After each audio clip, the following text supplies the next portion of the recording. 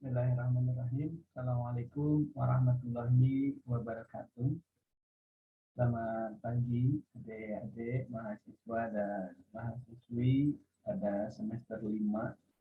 Selamat bertemu kembali pada mata kuliah Koperasi Syariah. Siang hari ini atau pagi hari ini kita sesuai rencana pembelajaran semester membahas pokok bahasan tentang produk di koperasi syariah dengan prinsip yang ketiga yaitu jual beli.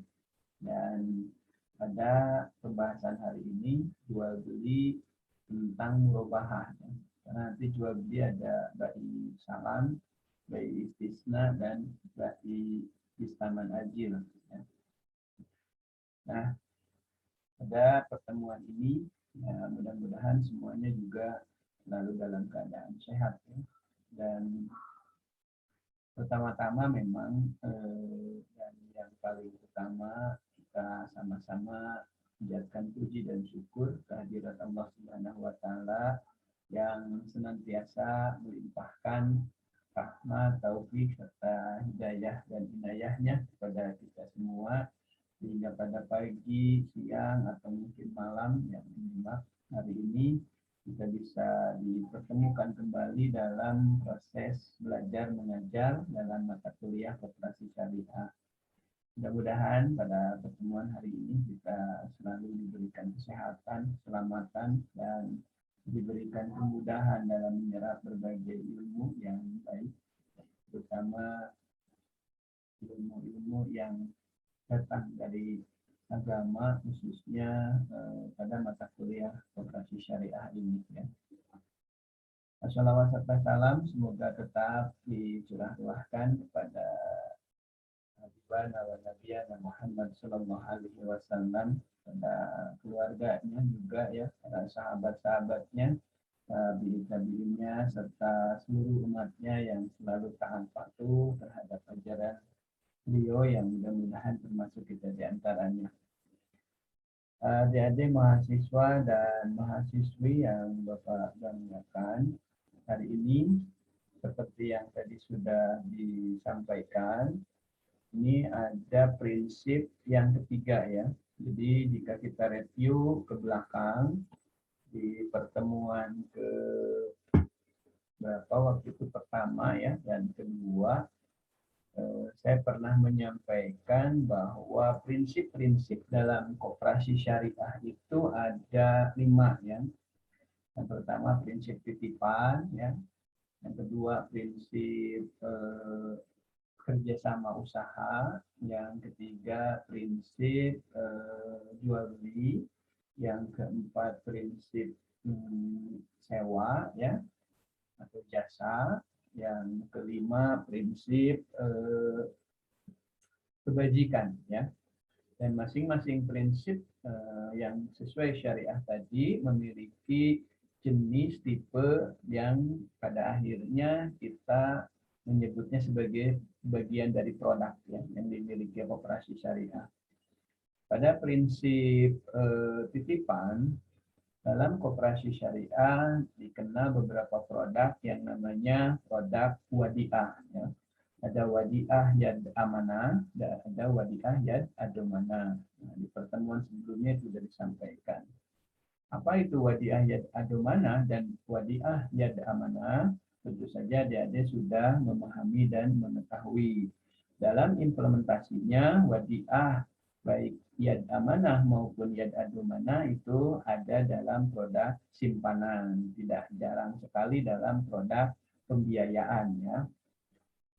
Nah, dalam produk simpanan dalam bentuk uang itu juga jarang sekali ada wadiah yad amanah. Biasanya wadiah yad amanah dalam bentuk-bentuk barang. Seperti kalau di perbankan dikenal dengan safe deposit box ya. Nah, itu. Nah, tetapi dalam simpanan hanya terjadi dalam wadiah yad adomana, maksudnya simpanan uang ya. Karena kan koperasi itu ada simpanan sukarela. Nah, dalam syariah, koperasi syariah itu menggunakan prinsip wadiah yad adomana kalau untuk prinsip titipannya ya. Gitu. Nah, itu dalam prinsip titipan. Kemudian kemarin di pertemuan ke-6, ke-7, kemudian ke-9 kita membahas tentang prinsip kerjasama usaha. Nah, dan dalam prinsip kerjasama usaha, dalam capaian pembelajaran atau learning outcome yang dipelajari dalam prodi manajemen ini ada mudharabah dan musyarakah ya. Nah, kemarin di mudharabah itu apa itu mudharabah? Dia tentu sudah memahami ya, terbukti dalam hasil perolehan middle test ujian tengah semesternya, adik-adik saat kami berikan sebuah pertanyaan dan alhamdulillah hampir semuanya bisa menjawab apa itu mudharabah bahkan skemanya. Nah, terkait implementasinya, mudharabah itu ada di dua, baik di sisi simpanan maupun di sisi pembiayaan. Jadi, koperasi syariah memiliki produk mudharabah dalam simpanan, ada simpanan mudharabah, dalam pembiayaan koperasi kepada anggota yang melakukan pembiayaan pun di situ ada yang namanya produk mudharabah. Gitu ya, berbeda dengan wadiah tadi, terutama wadiah dan adomana. Jadi hanya terimplementasi di simpanan saja. Ada simpanan sukarela dengan prinsip wadiah dan adomana. Nah, kalau di mudharabah, ada simpanan mudharabah, ada pembiayaan mudharabah. Termasuk juga ada deposito jenis mudharabah, ada pembiayaan jenis mudharabah. Gitu ya. Nah, termasuk cara penghitungan bagi hasilnya. Nah, karena ini kerjasama usaha, maka yang mendapatkan atau nanti akan diperoleh bagi hasil itu di prinsip-prinsip kerjasama ya usaha. Karena di prinsip kerjasama usaha itu berlaku profit and loss sharing. Jadi kalau ada profit berbagi share, kalau ada kerugian pun loss berbagi kerugian ya. Kemarin sudah kita jelaskan. Berbeda dengan wadiah. Kalau wadiah tidak ada penghitungan bagi hasil. Yang ada paling bonus saja kan. Sama juga di produk yang sekarang akan kita bahas, yaitu murabahah, jual beli, tidak ada yang namanya bagi hasil ya gitu. Jadi bagi hasil itu hanya terjadi pada prinsip-prinsip yang merupakan prinsip kerjasama usaha. Nah, gitu. Jadi jika nanti selalu ada pernyataan begini ya dari masyarakat, ini bank syariah, ini koperasi syariah, tapi kok saya nggak ditanya bagi hasil, saya kok memberikan keuntungannya tetap saja. Nah, itu perlu dilihat juga akadnya apa. Kalau akad yang antara bank syariah, koperasi syariah dengan anggota, dengan masyarakat yang melakukan pembiayaan bukan menggunakan prinsip kerjasama usaha, artinya peruntukannya bukan untuk sektor-sektor jenis usaha, maka itu pasti menggunakan akad yang lain. Dan pasti tidak akan dilakukan bagi hasil. Seperti dalam yang akan diterangkan dalam akad murabahah hari ini. Ya, gitu. Jadi selain mengevaluasi apa yang sudah disampaikan, materi yang sudah disampaikan, hari ini juga sebelum membahas murabahah, kita membahas integritas atau integrasi antara dari akad yang satu terhadap akad yang lain. Sehingga jika sudah mampu memahami, menjelaskan, mampu membedakan akad, nanti Anda mampu mengimplementasikan dalam memilah. Jika Anda jadi account officer atau surveyor atau mantri di bank syariah, nah Anda bisa membedakan dan bisa menempatkan produk mana yang tepat untuk nasabah Anda, untuk anggota Anda yang mengajukan pembiayaan. Karena untuk biaya misalkan membeli rumah, ya dia mengajukan membeli rumah, kan Anda tidak bisa memasukkan ke dalam akad prinsip kerjasama usaha. Kerjasama usaha apa? Orang dia butuh rumah, orang dia misal butuh motor, kecuali kalau rumah yang dibelinya itu nanti kelak untuk menjadi usaha, misalkan dia berbisnisnya di sewa sewa rumah ya, atau mau buat ruko, yaitu bisa saja. Tetapi kalau rumahnya itu untuk ditempati, untuk dikonsumsi, ya akar yang tepat bukan ke prinsip kerjasama usaha, karena nanti dia tidak akan ada profit kan dari rumah yang dia beli tadi. Kenapa? Karena dia tempati sendiri. Makanya di situ bukan prinsip kerjasama usaha. Jadi tidak ada sektor usahanya, jenis usahanya apa. Orang rumah yang dia beli itu untuk ditempati sendiri. Nah, nanti ada akad-akad yang tepat. Salah satunya jual beli, gitu ya. Gitu. Jadi harus bisa membedakan. Jadi bagi teman-teman di masyarakat yang katanya Bank Syariah ini bagi hasil ya. Kok orang tua saya saat mengajukan pembiayaan nggak ditanya tuh bagi hasil seperti yang kemarin mudharabah musyarakah. Oh, itu perlu dilihat dulu penggunaan peruntukan orang tua mengajukan pembiayaannya untuk apa. Kemudian antara orang tua Anda dengan perbankan, dengan koperasi syariah, itu menggunakan akad apa. Begitu ya.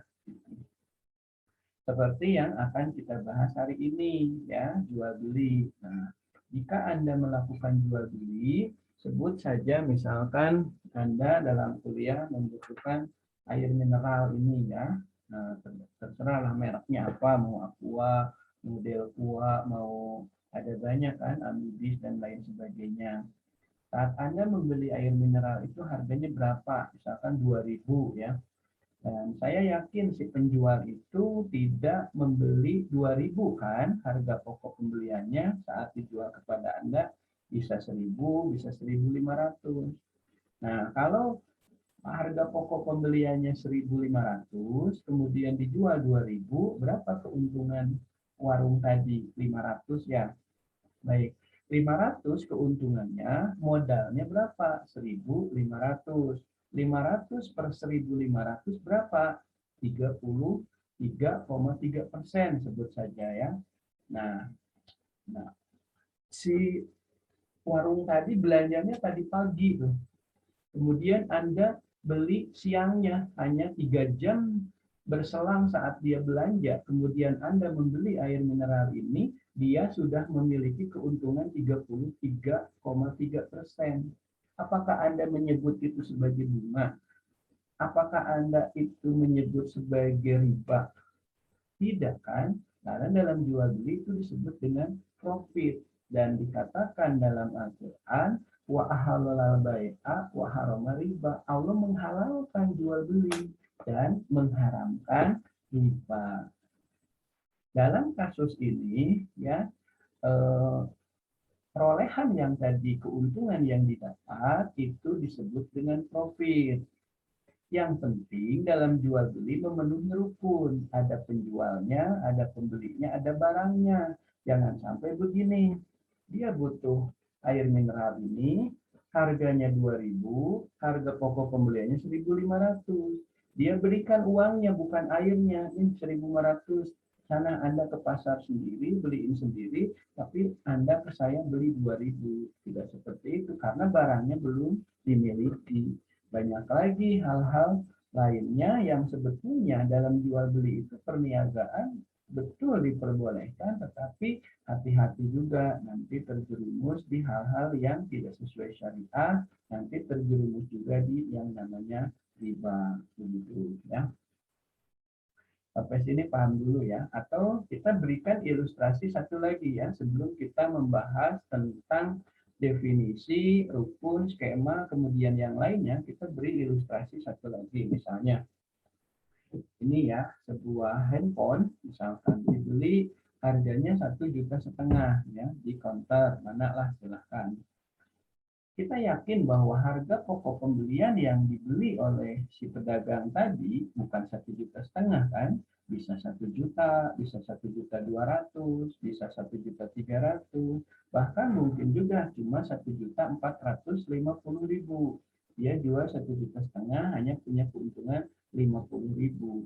Masalahnya sekarang baik keuntungan 50.000 maupun 100.000 maupun 300.000 maupun 500.000 itu kalau dipresentasikan berdasarkan harga pokok pembelian, apakah kelebihan itu disebut dengan sebuah al-ziyadah, penambahan yang disebut dengan riba atau bunga atau bukan. Nah, dalam kasus ini itu tidak disebut dengan sebuah bunga, ya, riba, karena itu jual beli. Tetapi makna jual beli hati-hati, tadi harus memenuhi rukun.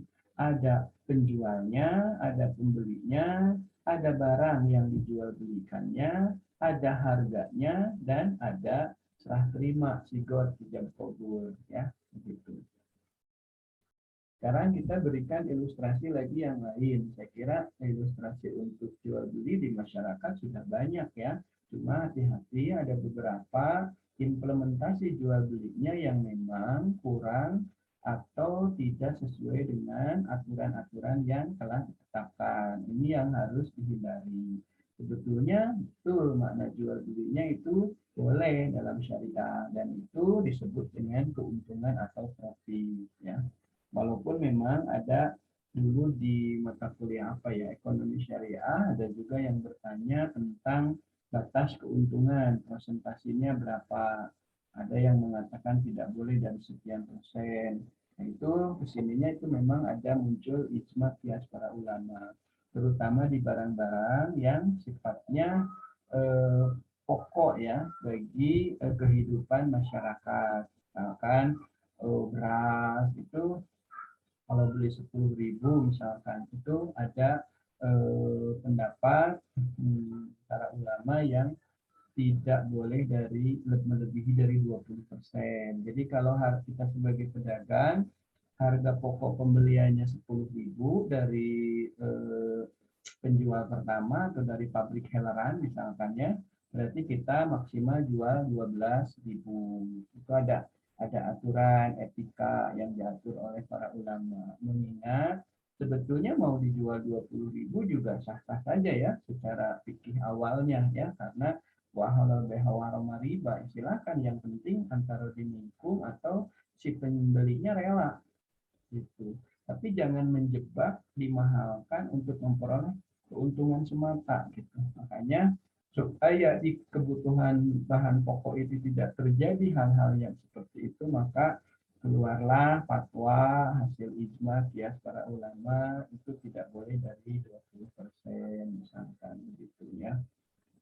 Sehingga jika beli atau jual beras gitu ya, harga pokoknya 12.000 berarti 20% 2.400, berarti jangan lebih dari 14.000 sekian, apalagi dijual sampai 20.000 karena itu menyangkut kebutuhan pokok manusia ya. Jadi sayang kalau nanti terlalu terbebankan dan masyarakat tidak memiliki kemampuan, pada akhirnya kelaparan, kemiskinan akan terus meningkat.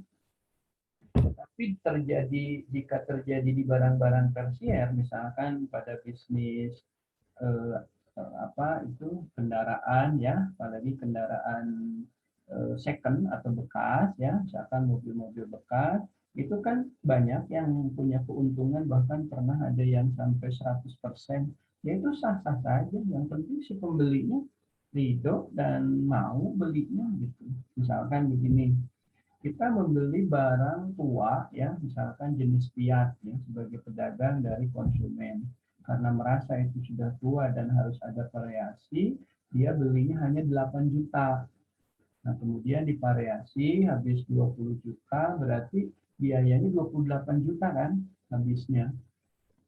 Saat dipajang di showroom Anda, bisnis kendaraan bekas, ternyata ada konsumen yang sifatnya pengkoleksi barang lama atau barang antik. Bahkan dia menawar sampai di 200 juta misalkan ya. Nah, ya itu antara dinikung, artinya apa? Walaupun itu sudah hampir berapa ratus persen itu ya, kita 28 juta. Tadi belinya 8 juta, hasil variasi dan lain sebagainya habis 20 juta. Ternyata ada yang nawar 200 juta, hampir 1000% ya. Ya itu sah-sah saja, boleh. Karena yang belinya juga ridho, tidak masalah. Dan tidak kena aturan yang tadi hasil ijma qiyas para ulama, hasil fatwa, karena itu hanya di barang-barang yang kebutuhan pokok. Kenapa muncul aturan itu fatwa ulama? Karena yang tadi 9 bahan pokok menyangkut hajat hidup orang banyak yang kalau tidak makan kan akan menjadi masalah yang besar ya, kelaparan dan kemiskinan. Tetapi kalau yang tadi, kalaupun kita tadi tidak ada yang menawar 200 juta, kemudian di situ dipajang memang harganya 300 juta oleh kita, ya sah-sah saja. Oh, orang tadi tidak beli karena kemahalan 300 juta jenis Fiat, orang juga tidak akan merasakan hal terjadi kelaparan dan kemiskinan kan. Jadi kalau yang saya tadi modalnya 28 juta, saya tulisin di situ dijual harganya 500 juta. Orang yang tadi punya uang juga yang bersifat rasional mungkin mengabaikan saja, yang ingin beli mobil baru katanya harga segitu mah. Apalagi orang miskin mengatakan uang dari mana kan segitu mahal amat gitu kan. Kalaupun punya uang saya beli yang baru saja lebih bagus, kan berpikir rasional ke sana ya. Tetapi kan kalaupun tidak jadi beli, masyarakat yang ngomong tadi tidak akan menjadi masalah bagi keselamatan hidup dia kan gitu. Nah, adapun nanti ada yang datang punya kemampuan dari sisi uang, dia udah mampu, mungkin terlalu banyak uang, dan dia menyenangi barang-barang yang unik dan langka, kemudian dia menawar tadi 200 juta dan diberikan, jadi ya itu sah-sah saja. Dan keuntungan yang didapat dalam jual beli tadi tidak termasuk dalam kategori riba atau bunga, yaitu menjadi milik dia saja gitu, dan itu menjadi profit. Berarti bisnis dia ada di barang-barang yang unik, ternyata ketemu konsumen yang ridho, rela membeli dengan harga segitu gitu ya. Itu salah satu contoh lagi gitu ya. Jadi artinya ada penjualnya ada kan si toko showroom tadi. Ada pembelinya tadi ada, peminat yang barang-barang langka. Ada harganya ada tadi. Ya sah-sah saja mau dijual 1 miliar juga, atau orang kalau nggak ada yang rela kan yang mau beli tadi orang yang rasional punya uang, ya saya mendingan beli Alphard saja harga segitu mah gitu kan. Tapi ternyata ketemu orang yang ridho dan rela, orang yang terlalu banyak uang dan selalu mengkoleksi barang-barang langka tersebut, yaitu sah-sah saja, menjadi miliknya dia saja.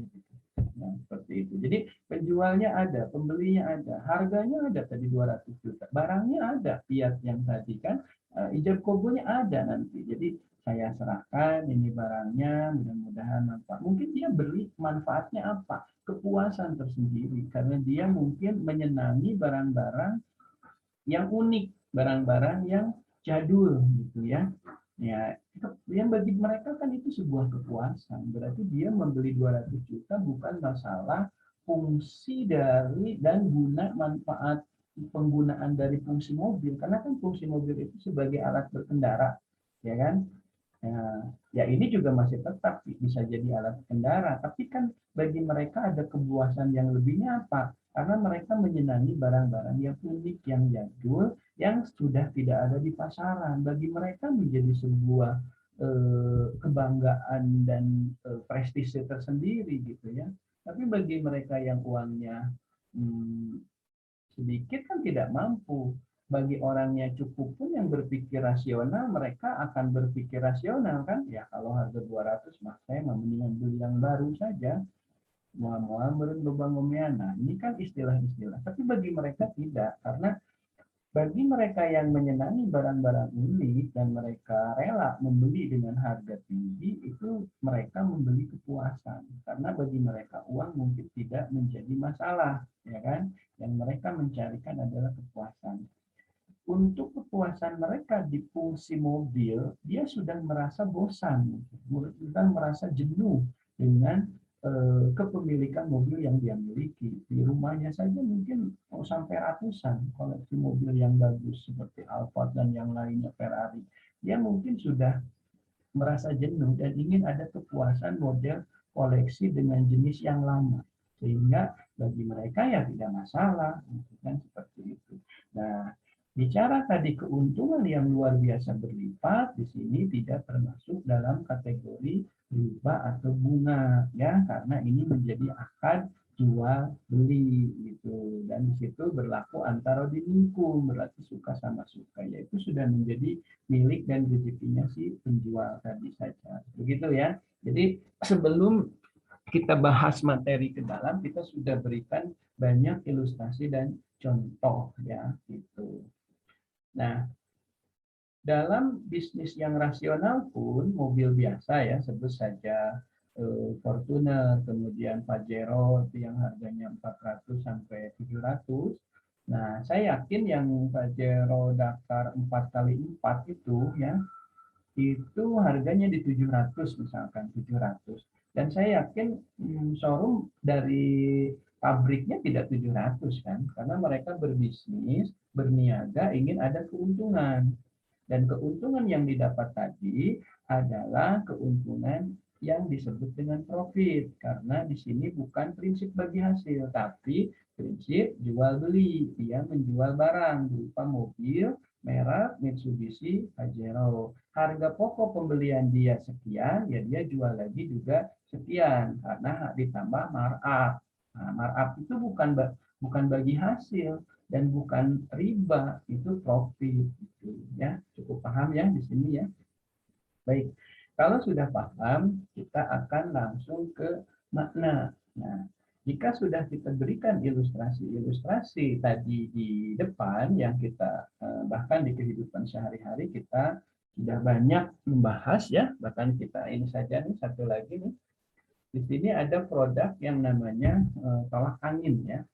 Nah, manfaatnya di sini adalah untuk menghilangkan kita manusia dari disebut saja masuk angin, karena kerasa jika sudah terjadi angin ini masuk kita nggak nyaman kan, perut kembung, kemudian juga kadang-kadang lemah, letih, lesu gitu kan, ada gairah, kemudian juga dan lain sebagainya. Kemudian kita ingin mengambil manfaat dari tolak angin tadi untuk sebagai pengobat, penghilang tadi rasa lemah, letih, lesu, kemudian demam, kemudian sebal kan suka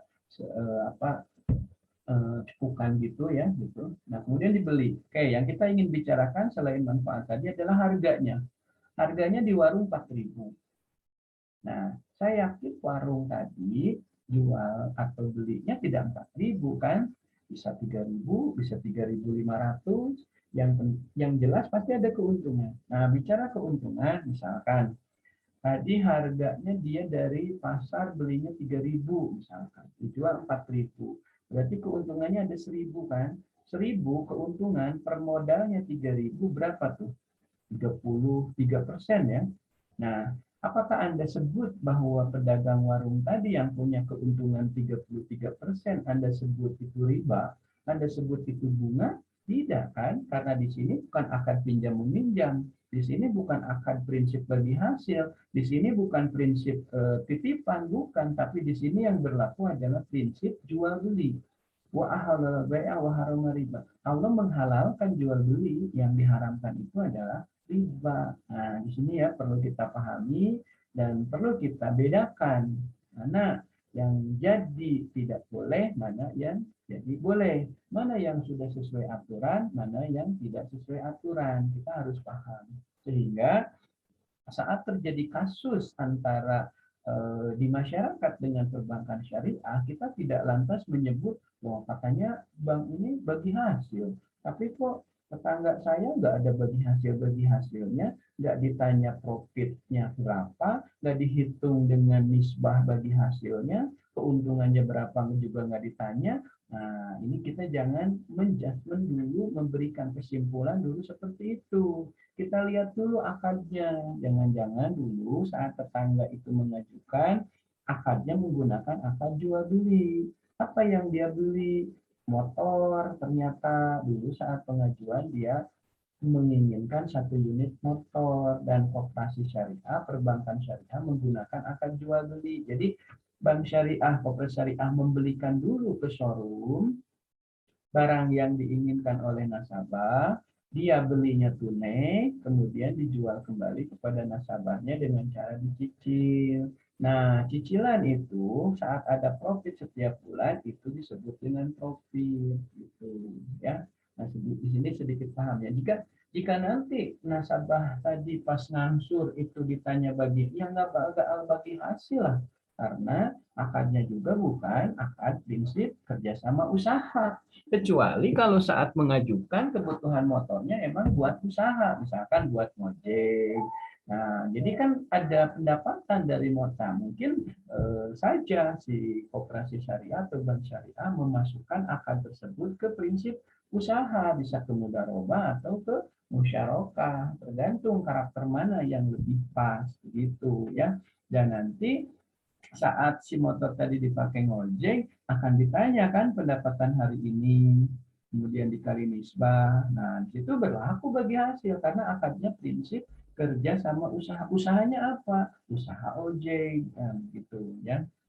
Tetapi kalau motor tadi memang dipergunakan bukan untuk usaha, digunakan untuk keperluan pribadi dan keluarga, baik itu berangkat kantor, baik itu mau berangkat kerja atau keperluan sehari-hari di keluarga, ya kan tidak bukan untuk usaha, tidak ada pendapatan kan di situ, apa yang mau dibagi hasilkan. Maka dari itu biasanya pihak koperasi syariah atau bank syariah tidak memasukkan akad itu ke prinsip kerjasama usaha yang kita bahas di pertemuan ke-6, ke-7, dan ke-9.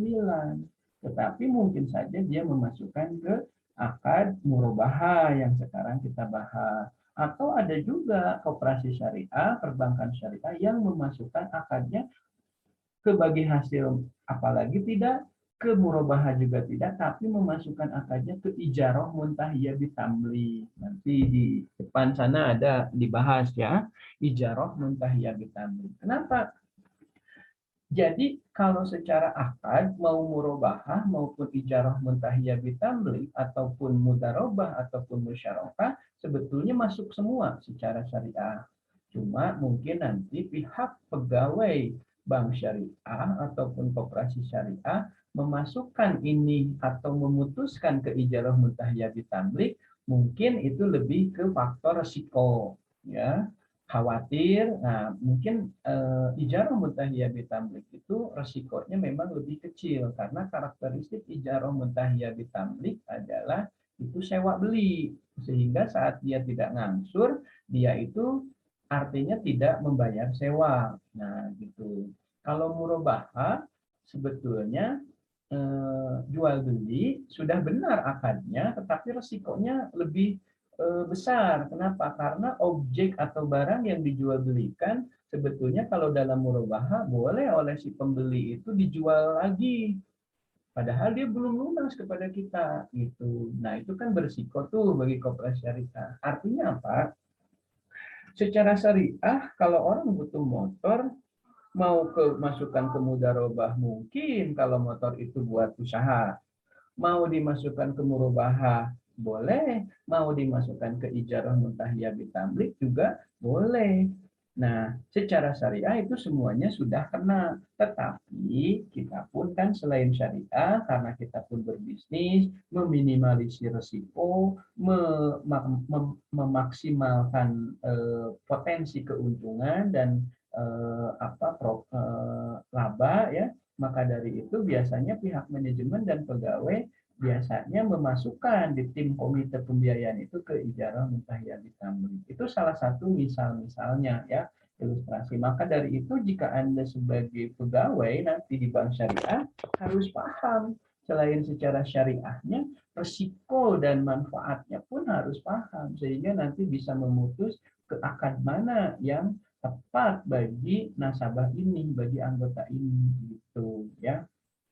Sebaliknya jika kita jadi masyarakat yang melihat keadaan dan proses implementasi ini juga tidak menjudgment bahwa loh kamu kalau ada masalah macet ya tetangga, ini pihak bank, pihak koperasi kok langsung mengeksekusi tetangga saya nggak mampu bayar, padahal nggak apa-apa, berikan tangguh atau apa. Ternyata akadnya ijarah. Kalau akadnya ijarah, yaitu dia tidak bayar sewa. Di situ dikatakan jika tidak bayar sewa, ya akan diambil.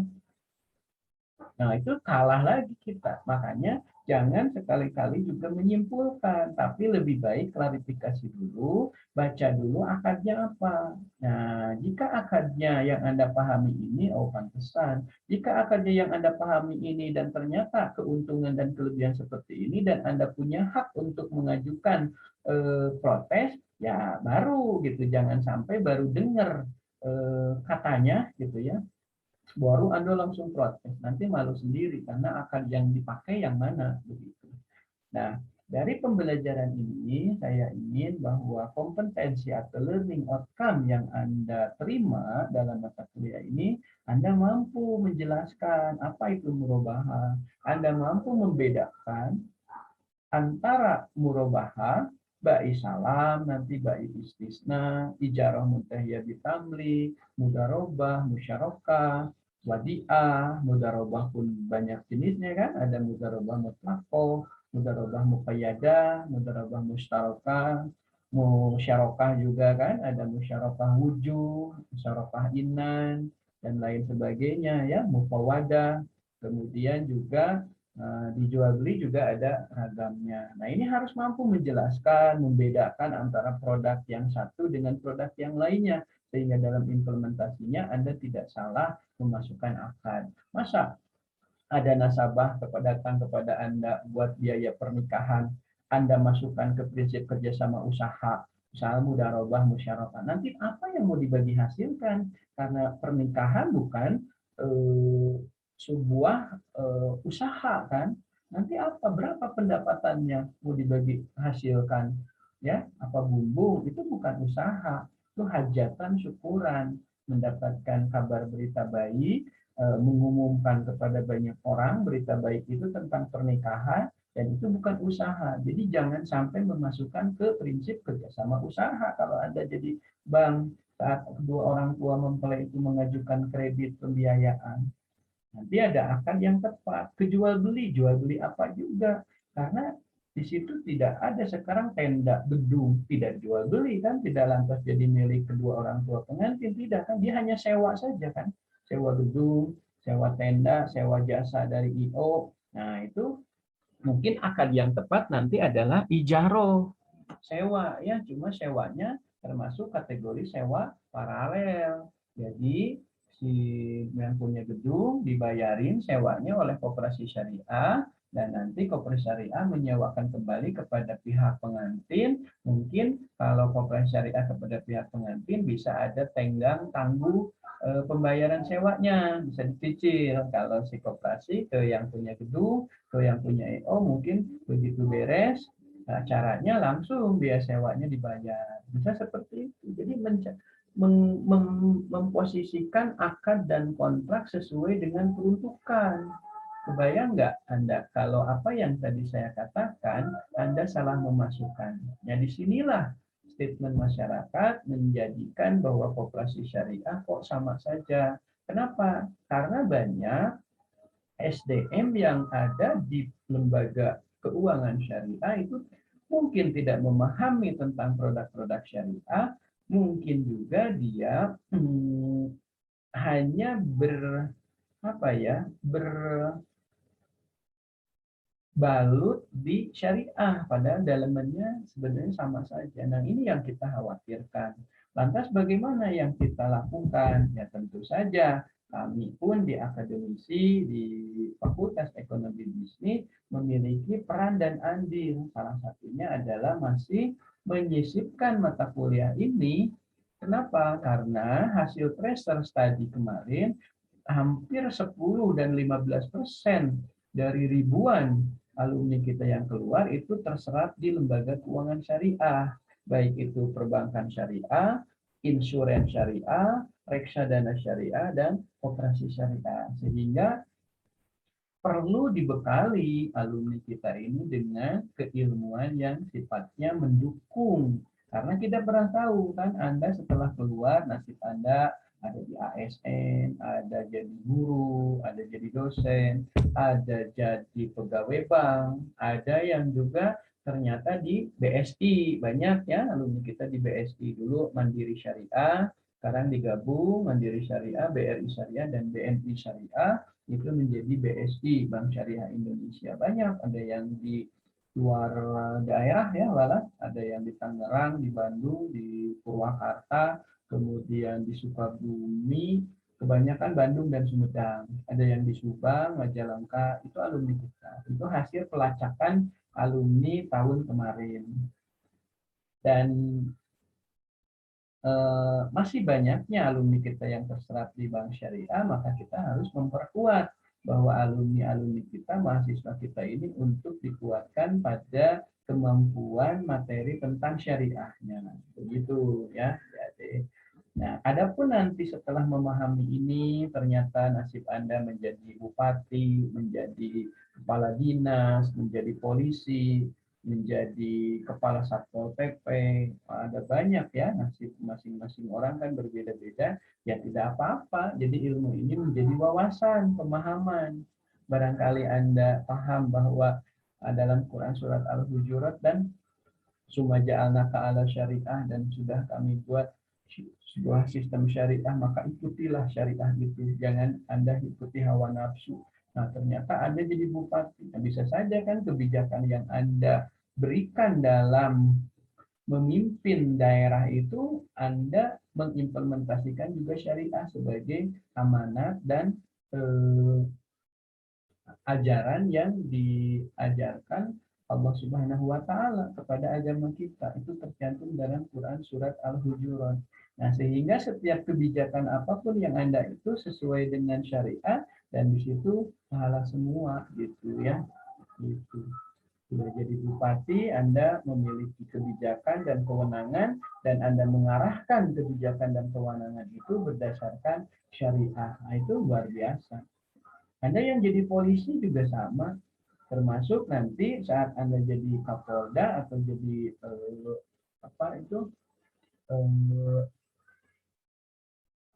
Kapolri ya, Kapolri, kemudian Anda memutuskan bahwa seluruh gaji Kapolri, seluruh pembiayaan anggota itu ke syariah karena Anda paham itu dan ternyata berhasil, itu sebuah pencatatan tersendiri. Sehingga kapanpun dimanapun Anda bekerja selalu berlandaskan syariah ya. Gitu. Apalagi kalau memang ternyata hari ini kelas A, B, C, D, E, F, G itu Allah menakdirkan Anda ternyata jadi Direktur Bank Syariah Indonesia, jadi kepala cabang, jadi stafnya. Nah, ini mulai mulia sekali. Selain Anda itu dapat honor, dapat kompensasi, ya Anda pun niatan menegakkan agama dan aturan. Ingin berbagi dengan yang lain yang belum tahu tentang syariah, Anda sosialisasi dan publikasikan, Anda terangkan dengan sabar, dan penerangan Anda sebagai CS bukan semata-mata ini tugas diperintah oleh pimpinan, tetapi di situ Anda niatin lillah bahwa saya syiar untuk agama, bahwa inilah ajaran agama yang harus dipublikasikan, disosialisasikan. Jangan-jangan di sana, di luar sana banyak masyarakat yang belum paham tentang aturan-aturan ini. Sehingga Anda di situ sudah tercatat sebagai sebuah pahala kebaikan. Malaikat Raqib sudah mencatat sebagai sebuah pahala yang luar biasa. Adapun nanti dapat pujian dari atasan karena Anda dalam menyampaikan begitu lugas, begitu mudah dipahami, karena ada keikhlasan dan kesenangan dalam menyampaikan, karena ini menyampaikan amanah Tuhan kita, Nabi kita, ajaran kita, sehingga dapatlah pujian dari teman-teman Anda menjadi karyawan terbaik yang sangat ikhlas dan disiplin dengan menjadi teladan bagi yang lain. Ternyata Anda berturut-turut selama 5 tahun menjadi karyawan teladan, kemudian dapat bonus. Dapat itu hanya bonus-bonus saja, tetap tidak akan memudarkan niat Anda bahwa apa yang Anda lakukan adalah sebuah ajaran dari agama yang perlu disosialisasikan, dan Anda lakukan itu dengan lillah. Itu yang subhanallah ya, luar biasa. Baik, kembali kita ke produk jual beli murabahah. Sehingga dari beberapa penyampaian tadi yang saya sudah sampaikan, baik ilustrasi, simulasi maupun yang lainnya, bahwa murabahah dalam koperasi syariah merupakan transaksi jual beli di mana koperasi bertindak sebagai penjual dan anggota itu sebagai pembeli. Jadi ada anggota yang datang ke koperasi syariah itu ya membutuhkan sebuah produk apa saja, misalkan air ini ya, walaupun kalau air ini nggak usah datang ke koperasi ya, datang aja ke warung ya. Kenapa? Karena produk dari air mineral ini kan harganya tidak seberapa. Artinya kalau di bawah masih 5.000, 3.000 itu kan nggak ngapain. Orang datang ke koperasi itu kan karena ingin cicil. Artinya barang itu lumayan besar harganya. Misalnya motor, kulkas. Sebenarnya kulkas juga kebeli mungkin ya, 1,5 juta, 2 juta. Tapi mungkin juga bagi beberapa keluarga itu merasa berat sehingga harus dicicil karena pendapatan yang dia dapat itu harus dialokasikan kepada setiap kebutuhan yang ada gitu ya.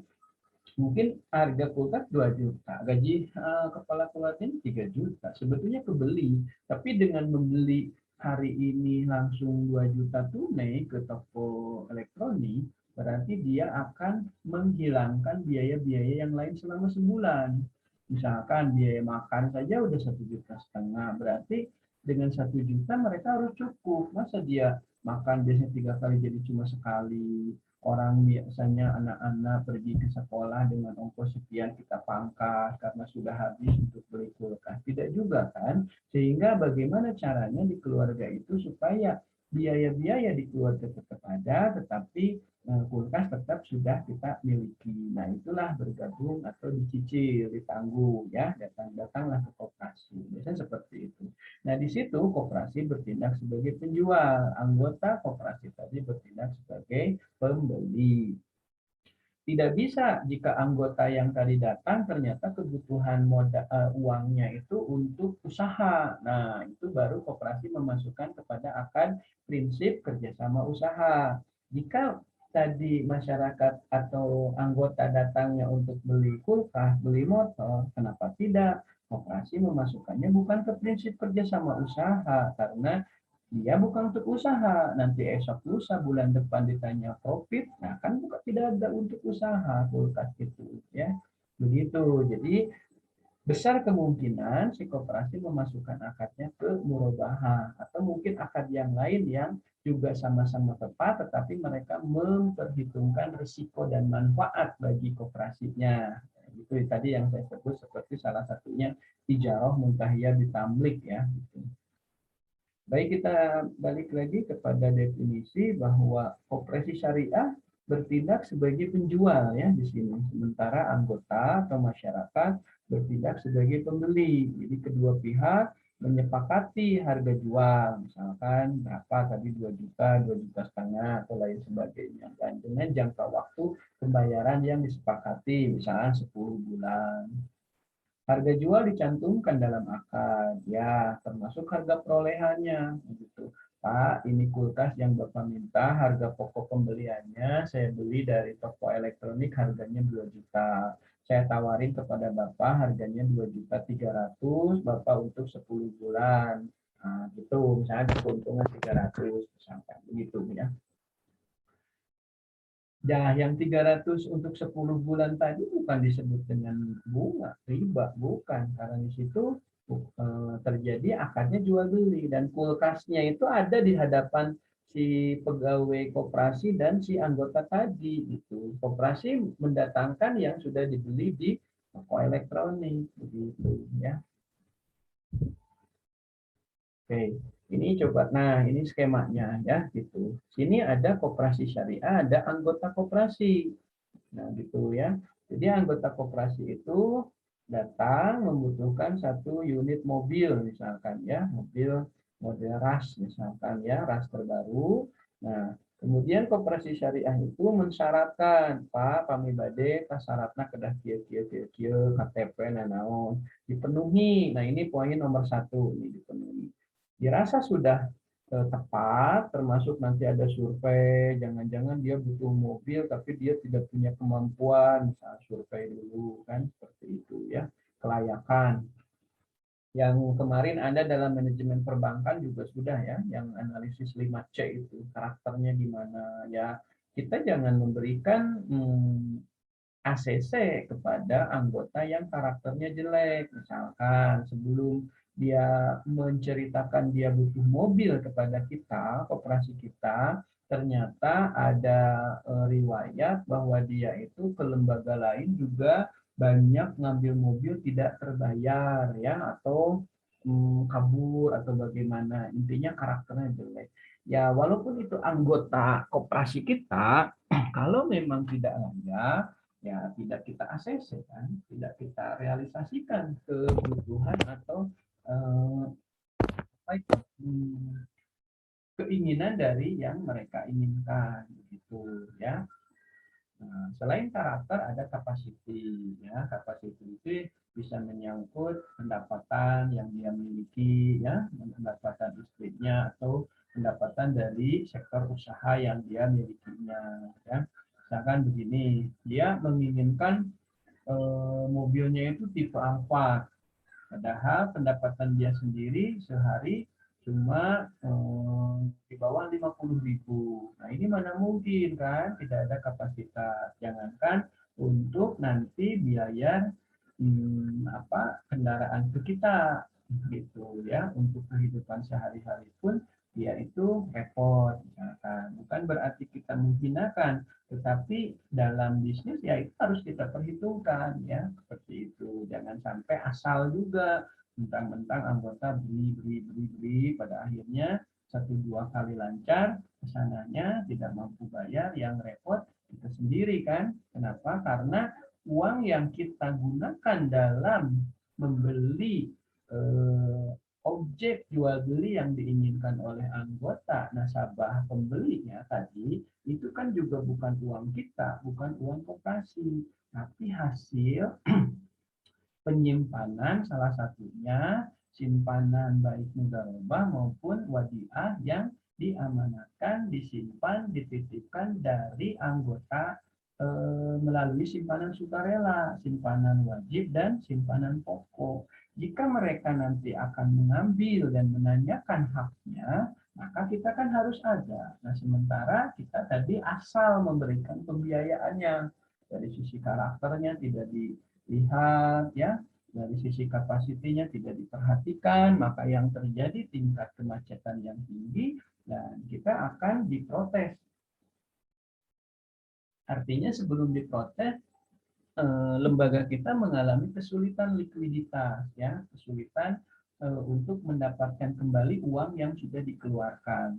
Dan pada saat para penyimpan menggunakan haknya untuk mengambil, maka kita akan terjadi kesulitan, dan sehingga kita juga akan apa ya istilahnya, bisa disebut dengan trust, kepercayaan nanti. Dan pada saat kepercayaan itu sudah hilang, maka si pihak koperasi tadi akan mendekati ke arah kebangkrutan, dan ini yang tidak kita inginkan ya, seperti itu.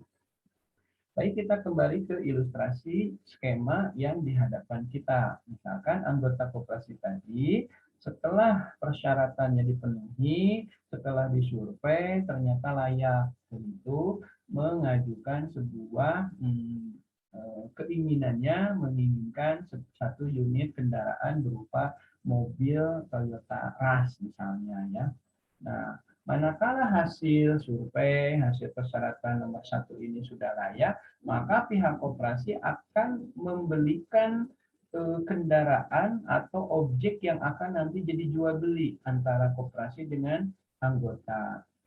Nah, koperasi menghubungi pihak showroom, menginginkan satu unit kendaraan, termasuk warna, tipe, kemudian juga harga dan lain sebagainya, sesuai apa yang diinginkan oleh anggota koperasi tadi.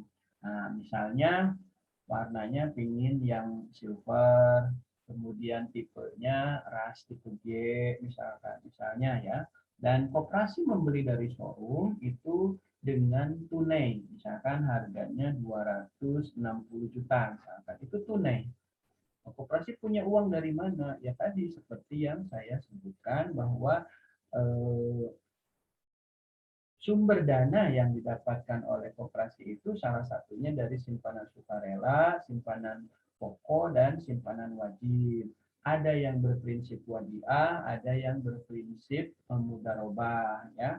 Dan itu semuanya juga dana orang lain, ya, yang harus dikembalikan kapan saja mereka meminta atau mengambilnya. Nah, kemudian tadi mobil yang sudah dibeli oleh koperasi itu dibawa ke kantor koperasi syariah. Pada saat koperasi membeli dari showroom, koperasi tidak bertindak sebagai penjual, tetapi koperasi bertindak sebagai pembeli. Cuma koperasi beli mobil karena ada pesanan. Mirip Anda yang bisnis apa ya, baju, pakaian, saat Anda belanja ke Bandung, Anda belanja produk barang tadi karena ada yang pesen, teman Anda pesen baju tipe anu, warnanya anu, kemudian Anda belanja. Gitu. Saat Anda belanja, itu barang-barang siapa? Barang Anda. Nah, Anda belanja barang karena ada yang pesan, teman Anda. Mirip ini juga seperti itu. Koperasi beli kendaraan bukan untuk inventaris yang dipakai operasional koperasi, tetapi ini sebagai produk aset jual beli yang akan dijual kembali kepada anggota. Karena sebelumnya proses ini terjadi karena ada pesanan dari anggota yang membutuhkan satu unit kendaraan tadi. Gitu ya, bisa dipahami ya sampai sini. Jangan sampai gagal paham, karena kalau gagal paham nanti salah mempersepsikan, salah memaknai, salah membedakan, dan pada akhirnya Anda salah mengimplementasikan. Dan ini bahaya, karena kalau Anda salah memahami, menjelaskan, membedakan, dan mengimplementasikan, nanti banyak orang yang memaknai dan bahwa syariah itu sama-sama saja. Begitu ya. Baik, kita lanjut. Kemudian mobil tadi sudah ada di koperasi, di kantor. Maka keesokan harinya bagian pembiayaan akan menghubungi anggota untuk menjadwalkan, menskedulkan tentang transaksi jual beli tadi. Nah, kemudian bagian pembiayaan juga melalui back office atau admin pembiayaan mempersiapkan kebutuhan-kebutuhan saat besok untuk di tanda tangani kontrak atau akad murobaha antara koperasi syariah dengan anggota. Misalnya ada akad kontrak murobaha, kan pihak pertama diwakili oleh kepala ketua pengurus koperasi syariah. Kalau di bank manajer marketing boleh, manajer pembiayaan boleh, manajer cabang juga boleh, misalkan mewakili lembaga, dan selanjutnya disebut sebagai penjual. Yang kedua, misalkan Pak Asep dan istrinya itu sebagai pihak kedua atau disebut sebagai pembeli. Nah, nanti pasal-pasalnya dijelasin, dan itulah yang disiapkan oleh admin pembiayaan. Misalkan pasal pertama, pihak pertama tadi yang diwakili oleh pengurus atau manajer menjual kepada pihak kedua, Pak Asep sebagai pembeli, barang berupa satu unit kendaraan mobil tipe merek Toyota, tipe RAS, tipe G, warna anu, dijelasan sespesifik mungkin. Bahkan nanti di akhir kwitansi dan lain sebagainya terlampir. Jadi nanti adalah bagian yang mencakup kesatuan dengan akad, ya, biasanya dilampir ya, seperti itu. Pasal kedua, misalkan harga barang dijual kepada pihak pembeli, yaitu pihak kedua atau Bapak Asep tadi, dengan harga sekian, nah 300 juta untuk jangka waktu 36 bulan atau 60 bulan, 5 tahun. Sementara harga pokok pembeliannya sebesar 250. Di situ kelihatan ada profit walaupun untuk 60 bulan. Nah, profit di situ bukan bunga. Jadi detail sekali ya, yang jelas untuk memenuhi sebuah rukun dalam jual beli gitu ya. Untuk teknisnya kita harus simulasi langsung, atau Anda bisa datang ke bank syariah, koperasi syariah, tetapi harus menyimak saat terjadi kapan ada kontrak murobaha dengan nasabah, dan Anda simak di situ, saksikan sendiri bagaimana dalam implementasinya harus seperti itu. Kalau di sini kan hanya sebuah penyampaian penerangan akademik, sehingga bagi Anda ada yang langsung memahami kondisi, bisa membayangkan, ada juga yang mungkin belum bisa memahami dan belum bisa membayangkan proses ini terjadi seperti apa, seperti itu ya. Nah, terjadilah nomor 3 ini akad murabahah. Nomor 2 kan tadi koperasi beli barang yang diminta. Oke. Nah, kemudian barangnya nanti diserahkan kepada pihak anggota. Yang barang yang sudah dibawa ke kantor koperasi itu diserahkan. Bapak Ibu ya barangna mangga nyanggakeun dicobian heula ditinggalan heula. Ada juga yang pada saat nomor 2 koperasi beli barang ke showroom ini, mobilnya itu sulit untuk dibawa ke koperasi. Mungkin koperasi kantornya kecil. Jadi tetap nitip di sini, padahal sudah dibayar. Nah, sehingga saat terjadi nanti akad antara koperasi dengan anggota, murabahah, maka mereka bareng-bareng masuk ke showroom, tinggal dikirim, bawa aja langsung. Jadi tidak di posisi koperasi.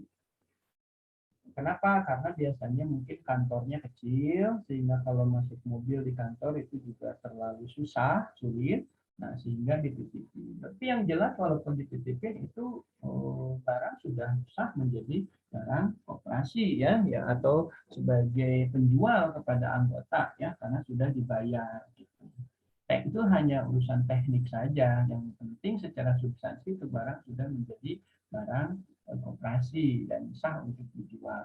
Nah, kemudian poin 5 ini nanti mulai bulan depan dan jangka waktu yang ditentukan mereka mengangsur ya bayar cicilan. Nah, itu. Nah, dalam murabahah pada saat barang itu dicicil selama 60 bulan, di bulan ke-10 barang itu dijual oleh anggota. Itu diperbolehkan. Ya. Nah, nanti urusan hutang ya diterusin aja sampai lunas gitu. Nah, itu kan khawatir bagi koperasi itu gitu. Makanya biasanya Bank Syariah dalam kasus ini walaupun secara syariah murabahah kena masuk juga ke akad ini, tapi mereka senang memasukkan akadnya di ijarah muntahiyah bitamlik gitu. Karena tadi ada sifat dan karakteristik dari murabahah itu bahwa objek jual belinya boleh dijual. Walaupun sangat kecil kemungkinan juga ya, karena sebetulnya sebelum dijual itu surat-surat BPKB kan masih ditahan di pihak operasi syariah. Jadi tetapi ada juga yang mereka berani menjual tanpa BPKB kan. Nah, itu walaupun itu salah karena sebetulnya lagi dalam sengketa kepada pihak yang lain, tetapi mereka sudah berani membeli barang yang lagi dalam sengketa. Sengketa di sini bukan masalah bermasalah, tetapi lagi masih terikat janji dengan pihak yang lain. Sementara mereka sudah membuat janji lain dengan pihak yang lain. Seharusnya dalam syariah, yang tadi membeli tanpa ada BPKB itu jangan mau, tidak boleh dalam syariah. Dan bukan masalah piuntungan atau piuntungan, tetapi tidak boleh dalam syariah kita membeli apapun bahwa itu lagi dalam sengketa atau terjadi janji ikatan dengan yang lain. Tidak boleh, hati-hati ya, Anda juga yang membeli motor hanya ada STNK-nya aja. Nah, bukan berarti nggak mau nolong, bukan berarti nggak pada happy untungan ya. Nah, nanti pun kalaupun ditebus BPK Commission sekian, tapi itu sebenarnya tidak boleh karena masih dalam sengketa dengan pihak lain. Nah, kembali lagi ke skema ini, selanjutnya silakan diteruskan dicicil. Barang yang tadi boleh digunakan, dimanfaatkan oleh anggota koperasi. Gitu, ya. Biasanya hal seperti ini, jual beli tanggung, merubah ini terjadi tadi ada kebutuhan tentang produk yang tadi di keluarga, di pribadinya, tetapi kemampuan dia biasanya terbatas gitu. Sebenarnya dia bisa saja ya membelikan secara tunai, tapi dia harus menghilangkan memotong biaya-biaya yang lain. Kan tidak mungkin memotong biaya makan. Dia kebeli mobil tapi sekeluarga tidak makan. Itu juga tidak mungkin. dia beli mobil langsung, tetapi anak-anak nggak bisa sekolah, misalkan seperti itu. Itu juga tidak mungkin. Sehingga bagaimana caranya budget atau anggaran yang ini tetap terpenuhi, tetapi di satu sisi kebutuhan mobil tadi karena sudah urgent, mungkin dia ngantor selalu kehujanan atau mungkin selalu bawa barang banyak sehingga di motor itu susah, intinya sudah perlu sekali. Nah, ini siasatnya seperti ini.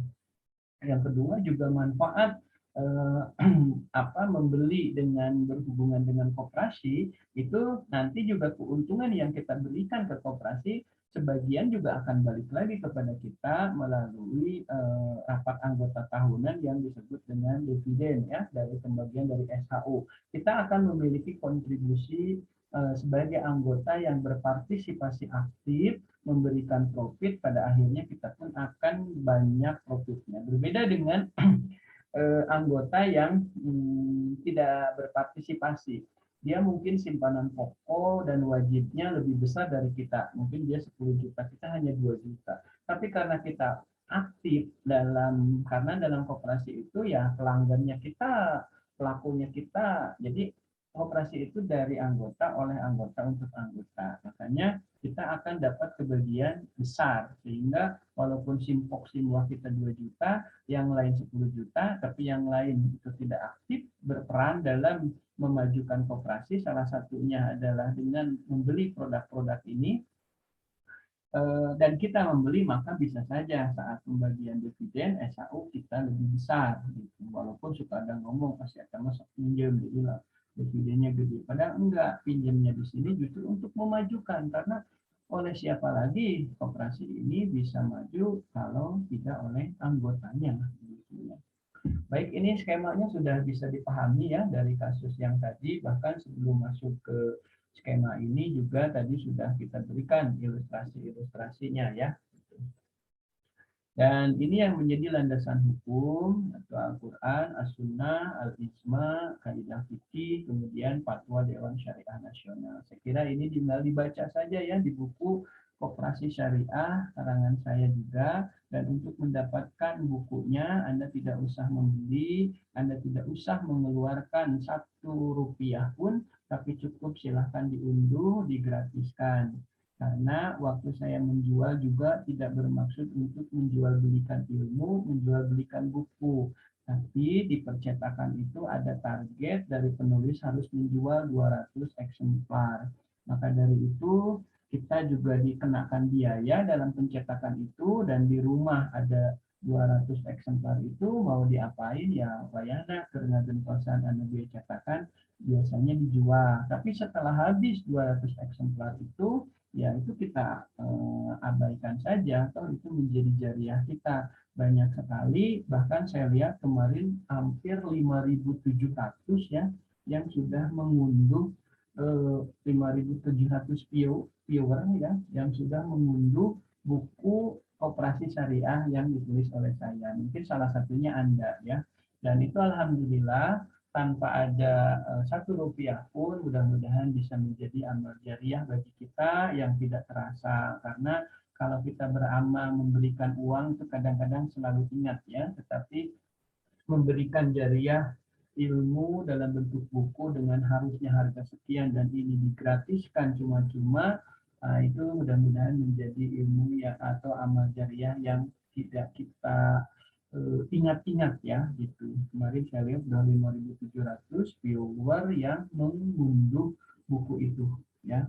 Bahkan banyak tidak hanya di Sumedang, saya lihat sampai ke Malaysia, sampai ke mana itu ada yang unduh. Alhamdulillah ya, mudah-mudahan. Dan mudah-mudahan dari perkuliahan ini juga, dari pertanyaan Anda, dari diskusi kita, selalu itu menjadi masukan bagi lebih perbaikan terhadap penulisan buku. Mudah-mudahan 1 tahun ke depan buku yang tadi ditulis yang kelemahannya itu kita perbaiki, yang belum terupdate, perkembangan terupdate sekarang kita perbaiki, kita lengkapi, dan akan muncullah Koperasi Syariah edisi revisi gitu. Dan mudah-mudahan nanti bisa lebih bermanfaat lagi gitu ya. Kemudian Rukun murabahah tadi juga sudah saya jelaskan, maka ini tinggal dibaca saja ya, dan di buku yang Anda sudah unduh karangan saya juga saya kira ini sudah lengkap ya. Jadi yang pertama ada penjualnya, jelaslah kalau tidak ada penjual itu tidak memenuhi rukun dan tidak sah jual beli itu. Tidak ada pembelinya. Kemudian objek yang diakadkan, nah, ini barang yang menjadi objek jual beli. Nanti juga ada syaratnya, selain rukun ada syarat. Misalkan barang yang dijual belikan harus halal dan milik mereka. Misalkan barang haram nggak boleh dijual belikan, nah, dapat nyolong dijual belikan lagi. Kemudian barang-barang yang sudah diharamkan karena zatnya itu juga tidak boleh. Barang-barang yang bikin madorot orang seperti narkoba, ganja itu juga tidak boleh diperjualbelikan. Ini ada rukun dan syaratnya ya. Kemudian ada harga. Nah, harga juga tadi seperti yang kita sudah sampaikan, ini saya kira cukup bisa dipahami ya. Kemudian ada sigot, ada ijab dan qabul ya, ada serah terima. Dalam akad tadi itu yang terjadi di mobil koperasi syariah tadi saat back office atau admin pembiayaan membuatkan akad dan membacakannya di hadapan para pihak yang bertransaksi itu juga sudah merupakan sebuah bagian dari sigot ya. Dan pada saat si anggota tadi membawa mobilnya kemudian menerima atas hutangnya itu juga bagian dari serah terima ya. Gitu. Saya kira untuk rukun murabahah ini bisa dipahami ya. Kemudian syarat sahnya jual beli. Nah, para pihak yang berakad harus cakap hukum. Ya, jadi tidak boleh bertransaksi jual beli dengan orang yang belum cakap hukum. Misalkan belum balik. Kita jual beli kepada anak di bawah umur. Misalkan orang tuanya meninggal dunia, dia punya banyak tanah, kita langsung beli. Nah, beli aja nih uang banyak nih, gitu kan diolok seperti tidak boleh, itu tidak sah, jual belinya tidak sah. Kemudian dengan orang yang eh, tidak hilang ingatan, orang yang tidur dipaksa ditandatangani untuk jual beli tidak boleh, orang gila tidak boleh ya. Nah, kemudian objek yang diperjualbelikan harus memberikan manfaat, bukan madorot. Tidak termasuk yang tadi, tidak termasuk yang diharamkan. Nah, tadi sudah saya terangkan ya. Penyerahan objek murabahah dari penjual kepada pembeli dapat dilakukan. Jadi harus langsung diusahakan pewakalahan itu dihindari hanya terjadi kalau urgen saja ya. Akad sigot harus jelas dan disebutkan secara spesifik. Tadi kan pihak pertama menjual kepada pihak kedua barang berupa kendaraan tipe itu harus jelas spesifik ya. Seperti itu. Ini saya kira sudah cukup jelas ya tadi. Ini syarat murabahah, mengetahui harga pokoknya harus dijelasin. Tadi di ilustrasi yang saya sampaikan di pasal sekian itu dijelasin harga pokok pembeliannya sekian, harga jualnya sekian. Mengetahui keuntungan. Jadi keuntungan harus diketahui oleh kedua belah pihak. Nah, harga pokok dapat dihitung dan dapat diukur juga sehingga jual beli murabahah tidak bercampur dengan transaksi yang mengandung riba. Akan jual beli pertama ini harus sah ya.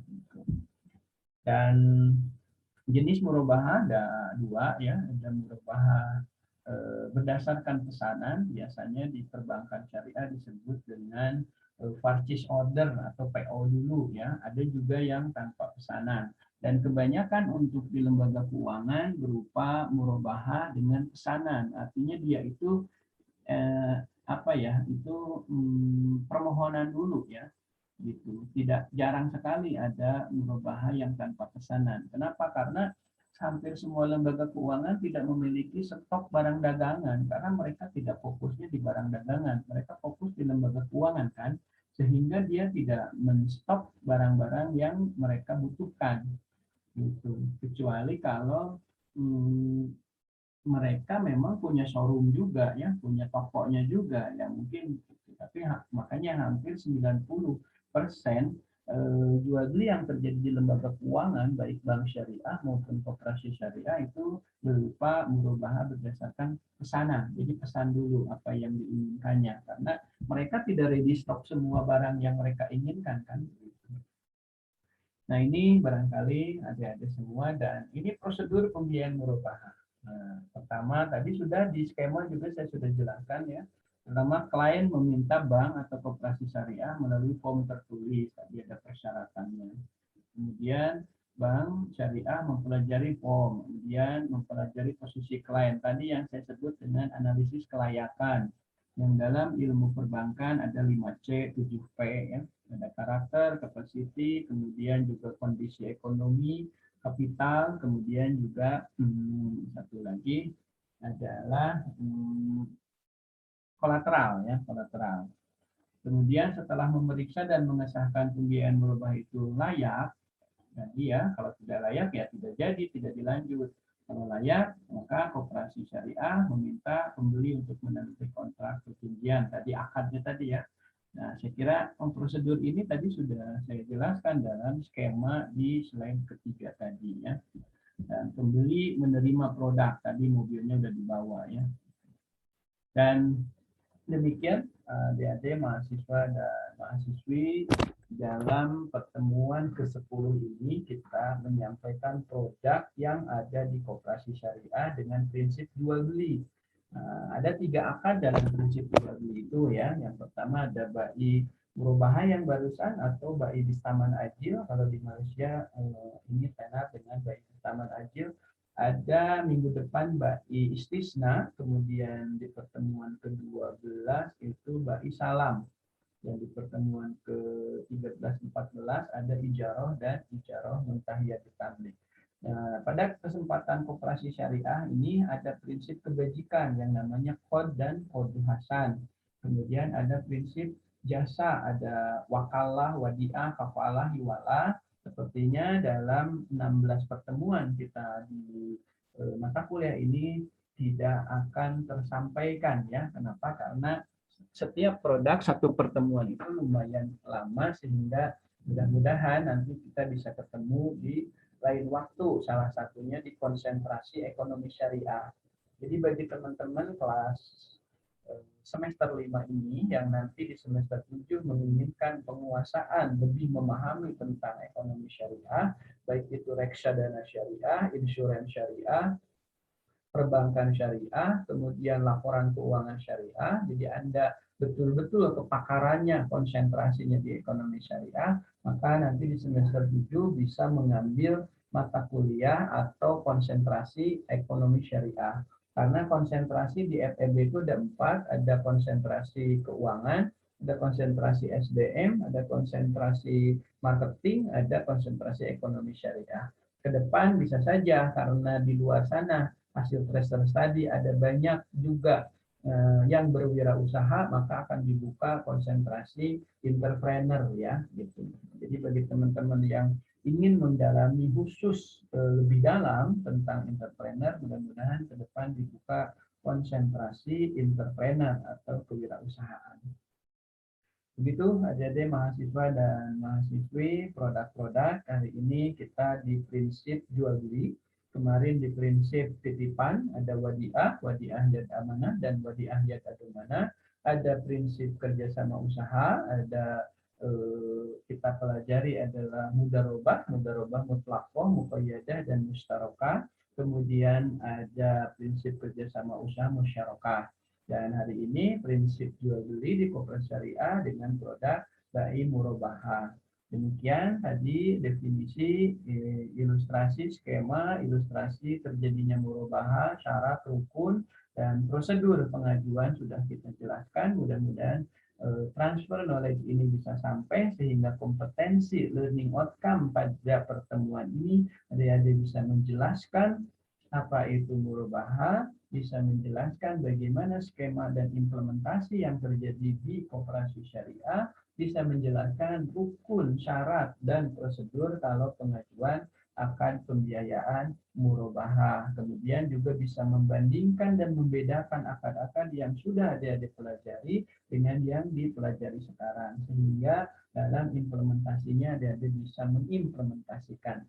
Sangat luar biasa kalau seluruh learning outcome ini bisa adik-adik kuasai, dan mudah-mudahan bisa bermanfaat tidak hanya untuk sekarang tapi untuk jangka waktu yang panjang, khususnya saat adik-adik bekerja dan diserap dalam dunia usaha dunia kerja di lembaga keuangan syariah. Baik, itu saja adik-adik, saya kira mohon maaf apabila banyak kesalahan, kekurangan, dan kehilapan dalam penyampaian maupun tutur kata yang tidak berkenan di hati adik-adik mahasiswa dan mahasiswa semuanya. Kalaupun ada benar, itu sudah jelas datangnya dari Allah. Kalaupun ada salah, itu sudah pasti karena kebodohan dan kehilapan dosen sebagai manusia biasa. Terima kasih. Kita tutup dengan ucapan hamdalah. Alhamdulillahirabbil alamin. Billahi taufiq wal hidayah. Wassalamualaikum warahmatullahi wabarakatuh.